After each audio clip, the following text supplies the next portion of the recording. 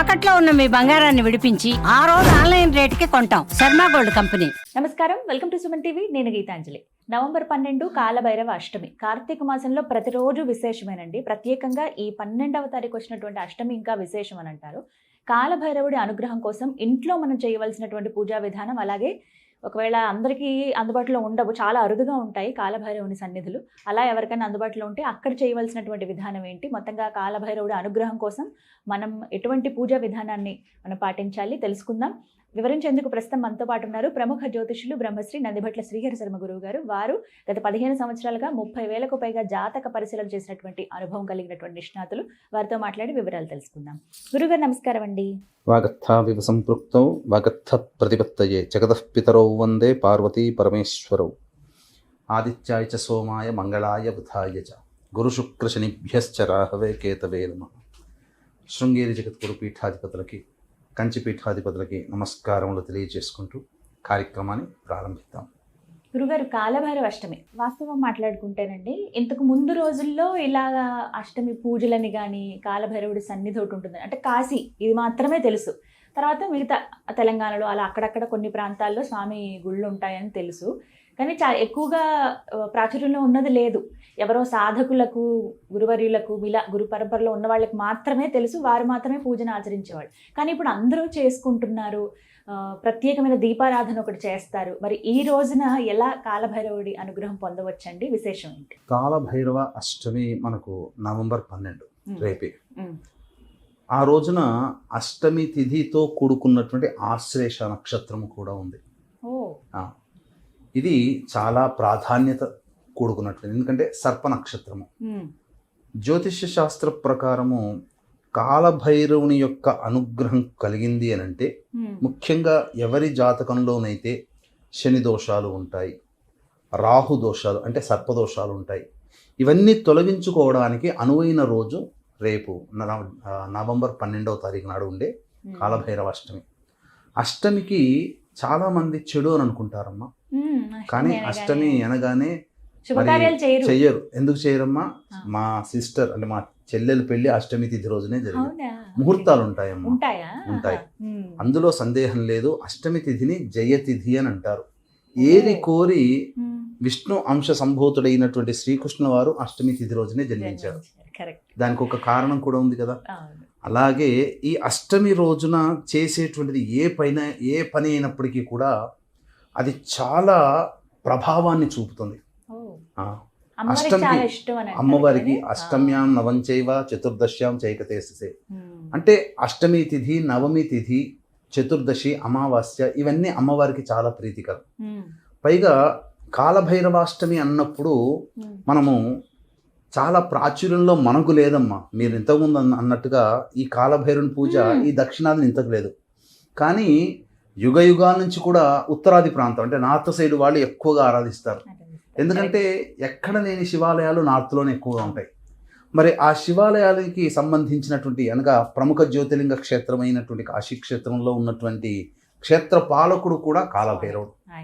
So ఈ కాలభైరవుడి యొక్క ఆరాధన అనాదిగా వస్తున్నటువంటి ఆచారం. కేవలం కాపాలికులు మాత్రమే, అఘోరాలు మాత్రమే, లేదా నాథ సంప్రదాయంలో ఉన్నటువంటి వాళ్ళు, అఖాడా సాంప్రదాయంలో ఉన్నటువంటి వాళ్ళు, ఇలా కొంతమంది నాగసాధు వాళ్ళు ఆరాధన చేస్తారు. ఎందుకనంటే వాళ్ళు ఆరాధన చేసినప్పుడు ఆ ఆరాధనలో, ఆ జప తపాలలో వాళ్ళు సిద్ధి పొందాలి అంటే మొట్టమొదటిగా భైరవుడి యొక్క అనుగ్రహాన్ని పొందాలి. పొందితే అంటే మనకు శాబర తంత్రములు అని ఉన్నాయి, మత్స్యేంద్రనాథుడు ఇచ్చినటువంటిది ఏక్ నిరంజన అని అంటారు కదమ్మా. ఆ తంత్రంలో ఏకనాథ తంత్రములో కానీ లేదా ఈ అఘోరా సాంప్రదాయంలో కానీ వీళ్ళందరూ కూడా ఉపాసన మంత్రాల్ని ఉపాసన చేస్తారు. అవి సాధారణ స్థాయి కంటే అతి త్వరగా సిద్ధించాలంటే మొట్టమొదటి కాలభైరవుడి యొక్క అనుగ్రహం కలగాలి. ఈ కాలభైరవుడి యొక్క అనుగ్రహం కలిగితే ఏంటంటే సాధకులకి వచ్చే అవాంతరాలని నివారిస్తాడు ఈ కాలభైరవుడు, అడ్డంకులన్నీ తీసేస్తాడు. అది అక్కడ బాగా ప్రాచుర్యంలోకి వచ్చింది, మన దగ్గర తక్కువగా ఉన్నది. కానీ ఈ మధ్య అనేక ప్రవచనాల ప్రభావం వల్ల కావచ్చు, మీలాంటి వారు అనేక కార్యక్రమాలు మాతోటి చేయించడం ద్వారా కావచ్చు, బహుళ వ్యాప్తిలోకి ఈ కాలభైరుని యొక్క ఉన్నది రావాలి కూడా. ఎందుకంటే కలౌ చండీ వినాయకో కాలభైరవ, కలియుగంలో అత్యంత శీఘ్రప్రదమైనటువంటి ఫలితాలనిచ్చే దేవతలు ఎవరయ్యానంటే వినాయకుడు, చండీ పరదేవత, కాలభైరవుడు. ఈ ముగ్గురు అనుగ్రహించినంత త్వరగా ఏ దేవత కూడా అనుగ్రహించదు అని మనకు యుగ ప్రమాణాన్ని అనుసరించి మనం తెలుసుకునే విధానం. అందున ఈ అష్టమి తిథి అనగా కార్తీక మాసంలో అష్టమి తిథి, అందున కృష్ణపక్షంలో వచ్చేటువంటి అష్టమి తిథి కాలభైరవాష్టమి. ఈ యొక్క కాలభైరవాష్టమికి సంబంధించి కొన్ని విధి విధానాలు ఈ రోజున పాటించాలి. ముఖ్యంగా అంటే ఎవరైతే ప్రధానంగా శని సంబంధమైనటువంటి దోషాలతో ఇబ్బంది పడుతున్నటువంటి వాళ్ళు, అంటే ఎవరు, ఇప్పుడు మీనరాశిలో శని సంచారం చేస్తున్నాడు కాబట్టి మేషరాశికి, మీనరాశికి, కుంభరాశికి, మిథున రాశికి, కర్కాటక రాశికి, సింహరాశికి, కన్యా రాశికి, వృశ్చిక రాశికి, ధనుస్సు రాశికి, ఈ మొత్తము 9 రాశుల వరకు కూడా, అంటే మేష, మిథున, కర్కాటక, సింహ, కన్య, వృశ్చిక, ధనస్సు, కుంభ, మీన రాశుల్లో జన్మించినటువంటి వారికి శని దోష ప్రభావాలు ఉన్నాయి. ఎవరి జాతకంలోనైతే రాహువు అష్టమ స్థానంలో ఉంటాడు, ముఖ్యంగా స్త్రీలకి అష్టమం గర్భస్థానం కాబట్టి వంధ్యాదోషాలు. పంచమ స్థానంలో ఎవరి జాతకంలో రాహుకేతులు ఉన్నా, అలాగే కుజగ్రహ ప్రభావాలున్నా, ఎందుకనంటే సర్ప నక్షత్రము కదమ్మా, సర్ప సంబంధమైనటువంటి దోషముల వల్ల సంతానం కలగదు, ఆలస్యం అవుతూ ఉంటుంది, అనేక విజయాలు అనేటువంటివి ఆలస్యంగా వస్తూ ఉంటుంటాయి. ఇటువంటివన్నీ దోషాలు తొలగిపోవడానికి ఈ కాలభైరవాష్టమి చాలా ప్రత్యేకమైనది, ఆశ్లేష నక్షత్రంతో కూడుకున్నటువంటిది. కాబట్టి ఈ రోజున సర్ప సంబంధమైనటువంటి దేవత ఉపాసనతో పాటుగా కాలభైరవుని యొక్క ఆరాధన ఎవరైతే చేస్తారో వాళ్ళకందరికీ కూడా ఇరు దేవతల యొక్క అనుగ్రహం, అంటే చాలా విచిత్రమైనటువంటి కాంబినేషన్స్ మనకి కార్తీక మాసంలో వచ్చాయి. కార్తీక మాసం అంటే కేవలం ఈశ్వరుడనే కాదు, దామోదర నామముతో విష్ణువుని పూజిస్తారు, శివకేశవులకి ఆరాధన. మరి సంబంధించినటువంటి కాలభైరవుడు ఈశ్వర సంబంధించినటువంటి దేవత, ఆశ్లేష నక్షత్రం అంటే సర్పదేవత, మళ్ళీ ఇక్కడ విష్ణు సంబంధం. కాబట్టి ఆశ్లేష నక్షత్రంలోనే జన్మించారు కదా లక్ష్మణుల వారు, అంటే ఆశ్లేష అంటే ఈ వాసుకి సంబంధించినటువంటి అంశతో జన్మించాడు లక్ష్మణుడు, అంటే విష్ణువుతో పాటుగా ఉండేవాడు, శివునితో పాటుగా ఉండేవాడు కాలభైరవుడు. ఇక్కడ రెండు కూడాను వాళ్ళకి సంబంధించినటువంటి కాంబినేషన్ ఏర్పడినటువంటి కారణం చేత కొన్ని నియమాలు అనేటువంటి ప్రతి మానవులు చేయాలి. ముందు రోజు రాత్రి ఏదైతే ఉంటుందో, అనగా ఈ రోజు 11వ తారీఖు రోజున ప్రదోష కాలం నుంచి దీని యొక్క ప్రభావం అనేది ఏర్పడుతుంది. కాబట్టి ప్రదోష కాలం అయిన తర్వాత దేవాలయానికి, శివాలయానికి చేరుకొని రేపు కాలభైరుని యొక్క ఆరాధన చేసుకుంటాను, నాకు శక్తిని ప్రసాదించు మహాదేవ అని చెప్పి ఆ పరమేశ్వరుని, ఆ ఈశ్వరుని, అమ్మవారిని కూడా వేడుకోవాలి. ఆ రాత్రి వీలైతే ఆ సంబంధించినటువంటి కాళికాదేవి యొక్క పూజా విధానం లేదా కాళికాదేవి యొక్క స్తోత్ర పఠనము కనీసం ఒక 8 మార్లకి తగ్గకుండా చేయాలి. చేసి బ్రహ్మచర్య వ్రతము, అలాగే ఫలాహారం తీసుకోవాలి, నిద్రపోవాలి. అమ్మవారిని, అయ్యవారిని అనగా ఈశ్వరుని, అమ్మవారిని ధ్యానం చేసుకుంటూ నిద్రపోవాలి. తెల్లవారి లేచి కాలకృత్యాలు తీర్చుకొని ఇంట్లో దీపారాధన చేయాలి. ఇంట్లో దీపారాధన చేసేటప్పుడు ప్రధానముగా ఈ నల్ల బట్ట, ఈ నల్ల బట్టలో నల్ల మినుములు వేసి, అప్పుడు దాన్ని ఒక ఒత్తిగా, ఇప్పుడు మనం పువ్వొత్తులు అని అంటాం కదా, అలా చిన్న పొట్లం లాగా కట్టి ఒత్తిగా చేసి ఇంట్లోనైనా కానీ ఆవ నూనెతో దీపారాధన చేయాలమ్మా, ప్రత్యేకించి ఆవ నూనెతో. ఇక ఇంటికి నైరుతిలో ఒక గళ్ళ ఉప్పు రాశిగా పోసి, అనగా ఒక విస్తరాకు వేసి దాని మీద గళ్ళ ఉప్పు వేసి రాశిగా పోసి దాని మీద ఆవ నూనెతో దీపారాధన చేయాలి. రేపు మనకు బుధవారం కాబట్టి రాహుకాలంలో సంబంధించినటువంటి పూజా విధానం చేయవచ్చు. ఇక దేవాలయానికి చేరుకొని చేసేటువంటి పరిహారాలు, ఇంట్లో కూడా దీపారాధన చేసుకునే విధానం తెలియజేస్తానమ్మా. వీక్షించేటువంటి ప్రేక్షకులు కూడా నవంబర్ 20వ తారీఖు రోజున అమావాస్య, ఆ రోజున జాతకరీత్యా అనేక రకాల సమస్యలతో బాధపడేటువంటి వాళ్ళకి ఇప్పుడు గురువు కూడా మారాడు అతిచారముతో, దీని ప్రభావం వలన కొన్ని సమస్యలు అనేటువంటివి కలుగుతాయి. కాబట్టి ప్రధానంగా శని సంబంధమైనటువంటిగా మేష, మిథున, కర్కాటక, సింహ, కన్య, వృశ్చిక, ధనస్సు, కుంభ, మీన రాశిలో జన్మించినటువంటి వారికి, అలాగే జీవితంలో ఎదుగుదల కోసం పాటుపడేటువంటి వాళ్ళకందరికీ కూడా జాతకరీత్యా ఉండేటువంటి అనేక దోషాల నివారణకి సర్వదోష నివారణ పూజలు, హోమాలు శ్రీశైల క్షేత్రంలో చేయించడం జరుగుతుంది. అవకాశం ఉన్న వాళ్ళు ఈ యొక్క కార్యక్రమంలో నమోదు చేసుకోవచ్చు. నమోదు చేసుకున్నటువంటి వాళ్ళకి శక్తిపాతం చేసినటువంటి కరుంగలిమాల ఇవ్వడం జరుగుతుంది. నవంబర్ 20వ తారీఖు రోజున సాయంకాలం చేయడం జరుగుతుంది ఈ కార్యక్రమం. కాబట్టి సాయంకాలం 5 లోపల ఈ యొక్క కార్యక్రమంలో మీరు నమోదు చేసుకోవచ్చు. నవంబర్ 20వ తారీఖు. ఇంట్లో ప్రధానంగా కూష్మాండ దీపము అనేటువంటిది కూడా ఏర్పాటు చేసుకోవాలమ్మా. ఇంట్లో వెలిగించవచ్చమ్మా, తప్పు లేదు. కూష్మాండ దీపము అని అంటే బూడిద గుమ్మడికాయని సగానికి కోసి అందులో కొంత ఉన్నటువంటి పదార్థములు తీసి దాని మధ్యలో అందులో ఆవ నూనె వేయాలి. ఈసారి అందరూ నువ్వుల నూనె కానీ లేకపోతే ఆవు నెయ్యి కానీ వేస్తారు. ఆవ నూనె వేసి కూష్మాండ దీపమును వెలిగించి భక్తి ప్రపత్తులతో కాలభైరవ అష్టక పారాయణము అనేటువంటిది చెయ్యాలి. మామూలు ఒత్తి వేయచ్చు, అది తప్పులేదమ్మా. ఇక ప్రధానముగా ఈ రోజున నల్ల నువ్వులు మరియు బెల్లము ఇవి నైవేద్యంగా పెట్టవచ్చు.